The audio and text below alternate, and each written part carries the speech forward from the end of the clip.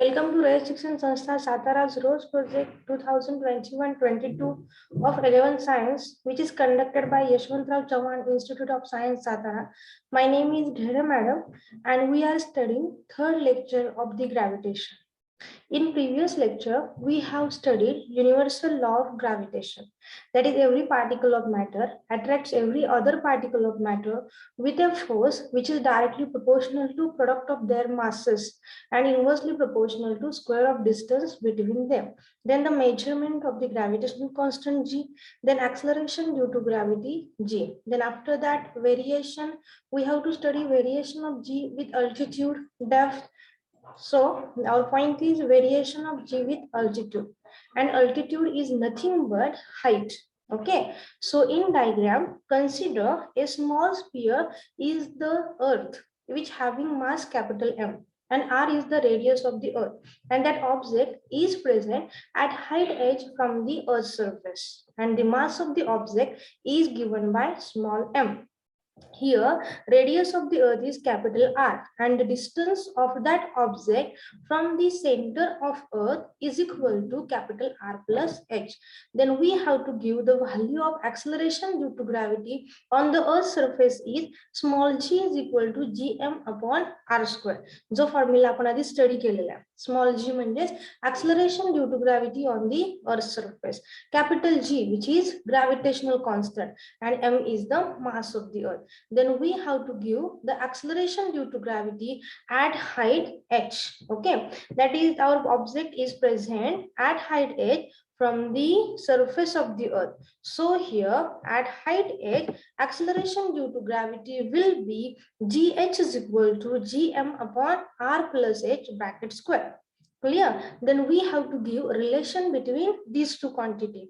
For that, gh divided by g, we have to determine value of that is gh divided by g. Then in this case, common conditions or common terms will be cancelled with each other, and we will get formula gh is equal to gh upon g is equal to r square upon r plus h bracket square. Then हा जो g denominator ला होता तो इकडे multiply केल्यानंतर numerator ला येईल. So our equation becomes gh is equal to small g into r square upon r plus h bracket square, where gh is the acceleration due to gravity at height h, and small g is the acceleration due to gravity on the surface of the earth. Capital R is the radius of the earth, or it is the distance between center of earth and the earth's surface. Then capital R plus h is the distance between center of the earth and that object. Then again, we have to give that we have to take r square common. Then our equation becomes gh is equal to gr square as it is. Then r square is taken common. So in bracket 1 plus h upon r bracket square. Then again, we have to take that term which is at denominator. जी डिनॉमिनेटरला term आहे 1 plus h upon r bracket square, ती जर मी न्यूमरेटरला घेतली तर ती term मला कशी मिळेल -2 मिळेल, म्हणजे power raise to -2. So gh is equal to g in bracket 1 plus h upon r raise to -2. Then again for small altitude, that is we are considering height. आपण इथं हाईट कन्सिडर करतोय आणि त्या हाईटची व्हॅल्यू जी आहे ती आपण small h एवढी consider केली. So in this case here small h upon r is very less than 1, because here we are considering height and which is less than radius of the earth. So for small altitude h, that is h upon r is very less than 1, then we have to use binomial expansion and only lower terms are considered. So gh is equal to g in bracket 1 minus 2h upon r. Clear? इथे जी term होती 1 plus h upon r raise to -2, ती term कशी होती gh upon g in bracket 1 minus twice h upon r. So या स्वरूपात आपल्याला ती टर्म मिळते. So acceleration due to gravity goes on decreasing with increasing altitude of the body from the surface of the earth. अर्थच्या surface पासून जर height increase होत गेली तर acceleration due to gravity ची व्हॅल्यू डिक्रीज होत जाते. म्हणजेच on the surface of earth acceleration due to gravity will be maximum, and as altitude increases then acceleration due to gravity goes on decreasing. Then we have to consider similar condition, that is variation in g with depth. म्हणजे मी suppose earth surface घेतला, त्याच्या आतमध्ये आपण ते object consider करणार आहोत, and we have to study acceleration due to gravity. So here consider earth is represented by solid line having radius is equal to capital R. Then our object is kept at point P, that is at depth D below the earth's surface. Then in this case radius of the inner sphere is given by capital R minus small d. Here capital M is the mass of the earth, capital R is the radius of the earth, then small m is the mass of the object. जो आपण object use करतोय त्याचा मास मी small M ने घेतले, and small d which is depth of the object. That is object is at distance small d below the earth's surface. Then we have to give acceleration due to gravity on the earth's surface. जसं तिथं आपण altitude साठी केलं होतं same procedure आपल्याला depth साठी करायची आहे. So acceleration due to gravity on the earth's surface is given by formula small g is equal to gm upon r square. General formula where small g is the acceleration due to gravity on the earth's surface, then capital G is the gravitational constant, and m is the mass of the earth, and r is the radius of the earth. So small g is equal to gm upon r square. And then we are considering that earth having uniform density. What is mean by density? It is mass divided by volume. So rho is equal to mass upon volume is equal to m upon v. ती जी अर्थ आहे ती आपण spherical shape मध्ये consider करतोय. Actually ती कशी आहे इलिप्सॉइड शेप मध्ये, पण आपण इन जनरल स्फेरिकल शेप मध्ये कन्सिडर करतो. So volume of sphere is given bye 4/3 pi r cube. So here formula for volume is used. What is formula?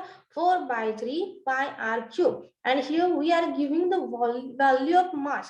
So m is equal to volume multiplied by rho. So we will get m is equal to 4/3 pi r cube rho.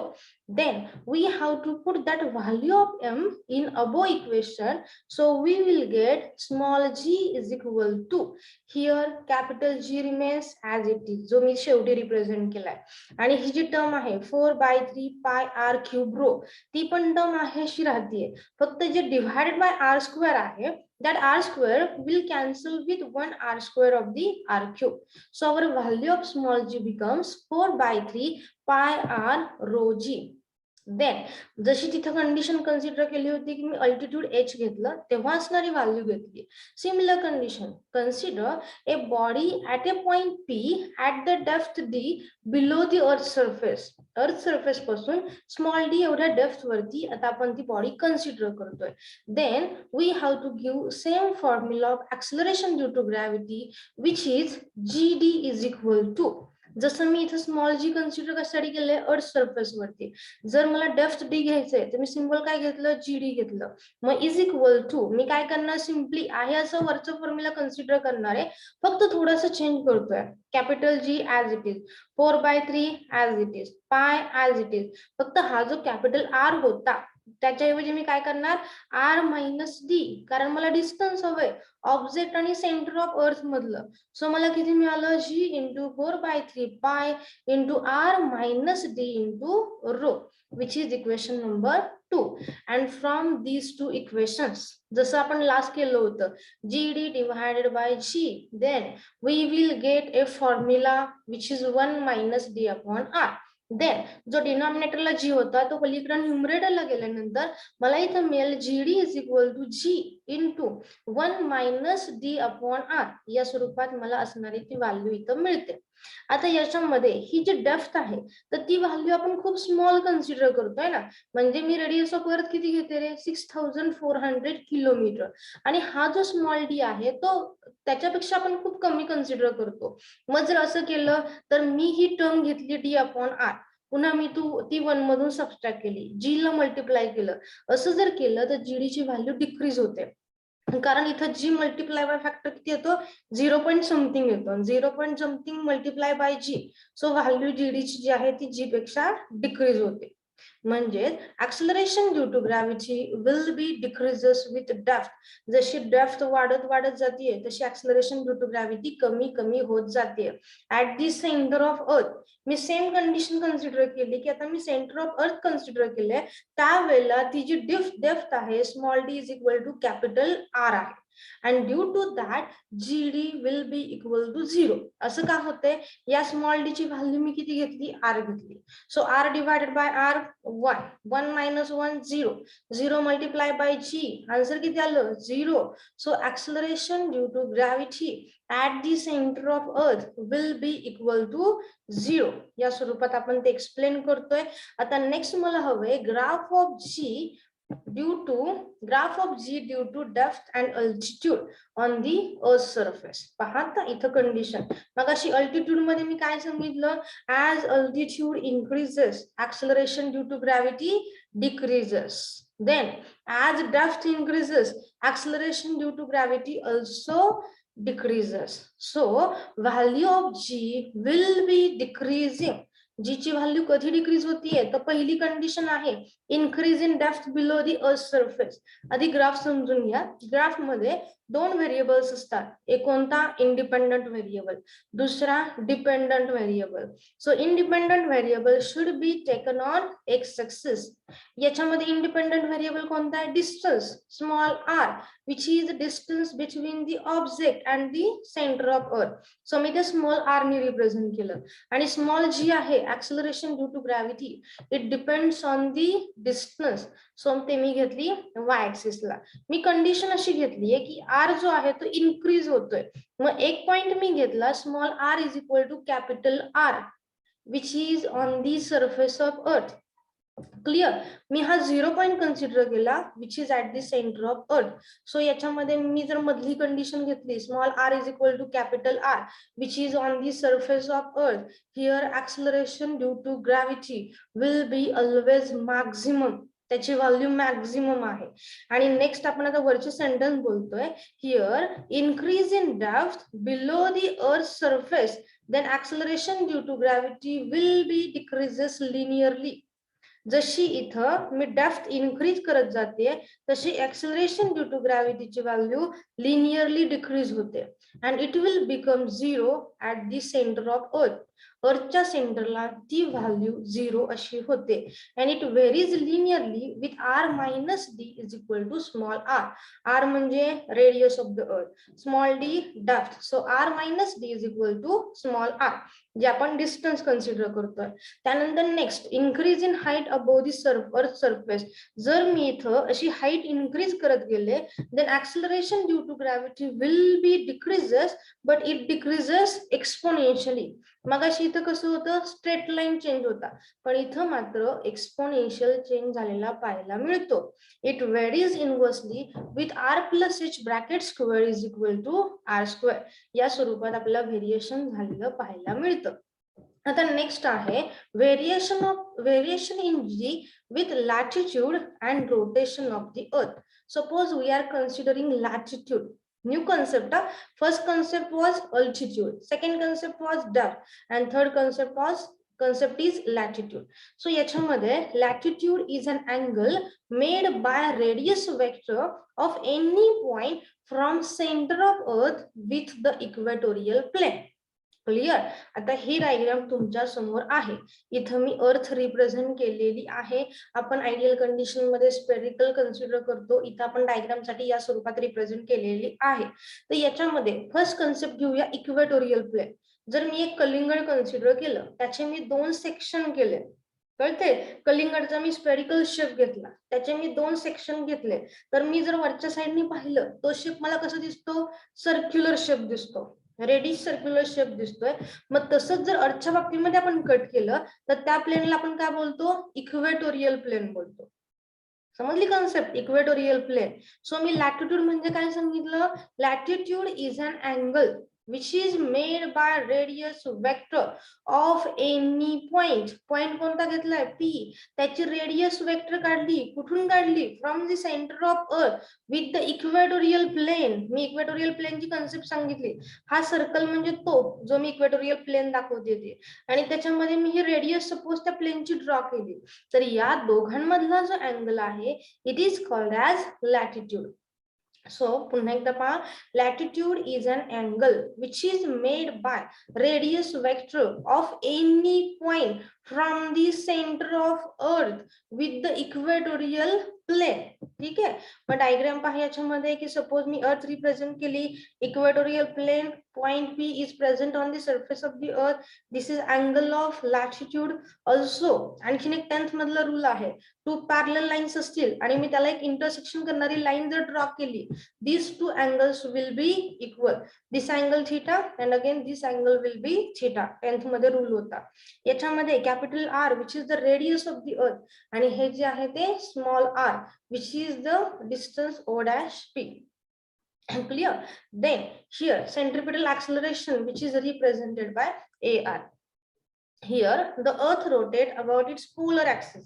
Axis कोणता मी represent केला आहे, हा suppose it is north pole, it is south pole. या दोघांमधून जाणारा जो काय axis आहे त्याच्या अबाउट दी अर्थ कंटिन्युअसली रोटेट होते.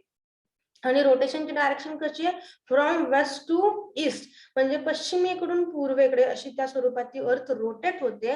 आणि having constant angular velocity omega, त्याची अँग्युलर व्हेलॉसिटी जी आहे ती आपण कॉन्स्टंट कन्सिडर करतोय. आणि hence every point on the surface of earth moves in a circle parallel to the equator. म्हणजे सपोज मी हा पी पार्टिकल घेतला तर तो काय करतोय रे, अर्थ रोटेशनल मोशन परफॉर्म करते. तर तो जो पार्टिकल आहे it also perform circular motion which is shown as a dotted line. इथं जी आहे ती डॉटेड लाईननी ही सर्क्युलर मोशन रिप्रेझेंट केली आहे. आणि कंडिशन काय होती रे, that circle is parallel to equator. ती इक्वेटरला पॅरलल असेल. And the motion of mass m at point P on the earth is shown by the dotted circle. Here let the latitude will be theta आणि radius vector किती रे, किंवा radius त्या सर्कलची मी किती represent केली, small r. जर मी equator consider केला किंवा रेडियस ऑफ अर्थ कन्सिडर केली, त्याची रेडियस आहे कॅपिटल R आणि याची जी आहे ती मी कन्सिडर केली small r. So in triangle OPO dash cos theta is equal to, मला cos theta ची व्हॅल्यू हवी आहे. सो cos theta ची व्हॅल्यू किती येते, PO डॅश अपॉन PO, म्हणजेच मी adjacent side divided by hypotenuse consider करते. So here PO dash upon PO dash ची value small r divided by capital R. Then again we will use small r is equal to capital R into cos theta. Then after that the centripetal acceleration, me small r ची value दिली. जर तो object circular motion perform करतोय म्हणजे कोणतं acceleration आलं पाहिजे, centripetal acceleration. त्यासाठी फॉर्म्युला काय असतो, acceleration is equal to r omega square. r means radius किंवा पोझिशन वेक्टर आपण बोलतो, r ओमेगा स्क्वेअर. r ची व्हॅल्यू काढली आहे ती आपण इथं पुट केली r cos थीटा. आता मला काय करायचंय की हे जे सेंट्रिपिटल ऍक्सलरेशन आहे ते मी असं रिप्रेझेंट केलं, but we have to give the value along PO च्या अलॉंग मला ती व्हॅल्यू कन्सिडर करायची आहे. मग ती करताना काय केलं रे, AR is equal to A cos theta. त्याचे दोन कंपोनंट आहेत, एक कॉस कंपोनंट दुसरा साइन कंपोनंट. मी त्याचा कॉस कंपोनंट कन्सिडर केला. So AR is equal to A cos theta, so is equal to R omega square cos theta into cos theta. So we will get r omega square cos square theta. इथं मला small r काढताना single cos theta मिळाला होता, but AR is equal to r omega square cos square theta. आता next effective force of gravitational attraction. हे जे gravitational अट्रॅक्शनचं effective force आहे on mass m. Mass m कुठं प्रेझेंट आहे, इथं. ऍट P विल बी, मला इफेक्टिव्ह फोर्स ऑफ ग्रॅव्हिटेशन हवंय. मग ते मला कसं मिळतं, MA dash is equal to, आता हे जे आहे सेंट्रिपिटल ऍक्सलरेशन म्हणजे total g acceleration due to gravity आहे, parts of it is used for centripetal acceleration. कळते, हे total acceleration due to gravity किती होतं, स्मॉल जी होतं. त्याच्यातला जो एवढा पोर्शन होता तो पोर्शन कशासाठी यूज केलेला आहे, सेंट्रिपिटल ऍक्सलरेशन साठी. म्हणजेच टोटल जी मायनस यूज केलेलं is equal to g dash. म्हणजेच मला फॉर्म्युला इथे मिळतोय m a dash is equal to m a minus m r omega square cos square theta. Then m cancels with m and we will get a dash is equal to a minus m minus r omega squared cos square theta. हे मी symbol general घेतले पण मला अर्थ साठी consider करायचंय. So for earth acceleration due to gravity त्यासाठी symbol काय use करतो जी. म्हणजे मला फॉर्म्युला काय मिळाला g dash is equal to g minus R omega square cos square theta. Then g dash is the effective acceleration due to gravity at point P. त्या पॉइंटला असणारं acceleration due to gravity आपण g dash ने represent केले. And as the value of theta increases, cos theta will be decreases.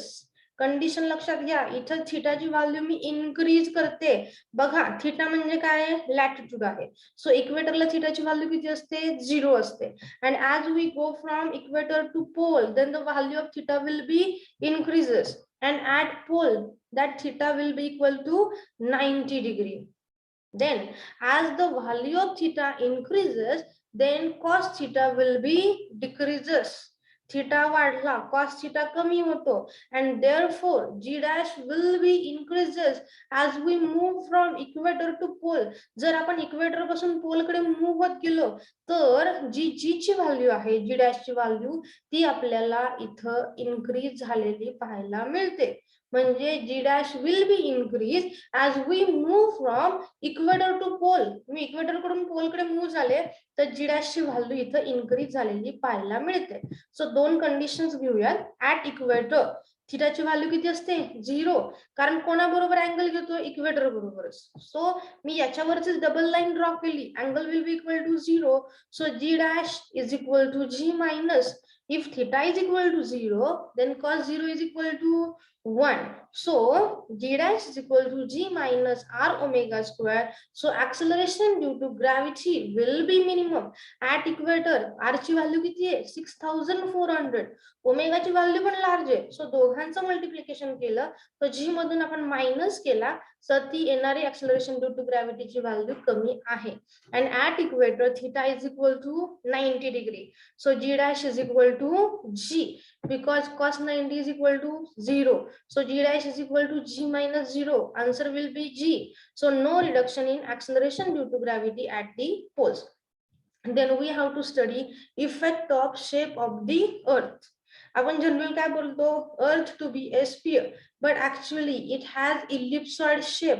त्याचा shape कसा आहे, ellipsoid आहे.